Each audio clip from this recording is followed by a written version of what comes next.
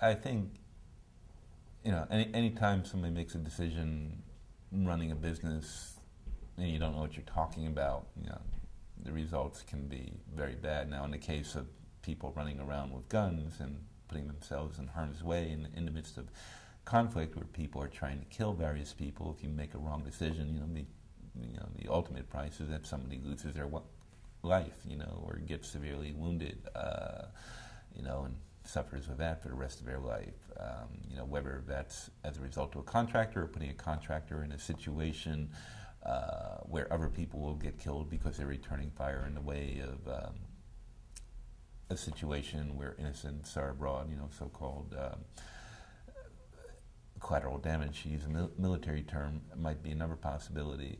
I think the possibility, however, is that you would just do something, put them in a situation where they would do something that would not have much effect and get an awful lot of bad publicity might be a more common result.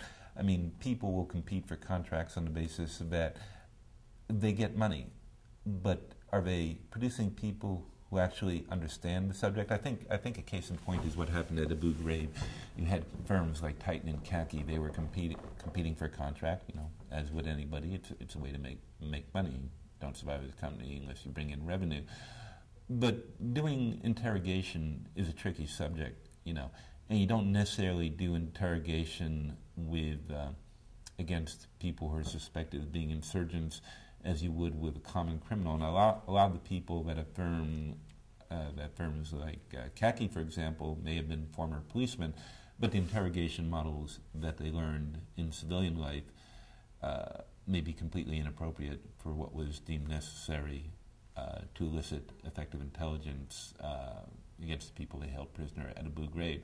So, in my mind, that's an example of going out, competing for a contract, getting it, then hiring people who are inexperienced, and then maybe get caught up in something totally unethical and unsavory, such as the charges of torture and abuse that came out in Abu Ghraib. And to this day, we don't know to what extent, if any, various of these contractor personnel were doing. I mean, it's sort of been mentioned elliptically in the various investigations that have been done, but, to this day, and there's been a lot of them done, there's never been a sort of chapter and verse on it, and we may never know. But I think that sort of thing where you go out, get the contract, hire inexperienced people, and then end up having them tarred, either fairly or unfairly, with very broad brush, is probably an example of impact of a business decision which may not have been wise.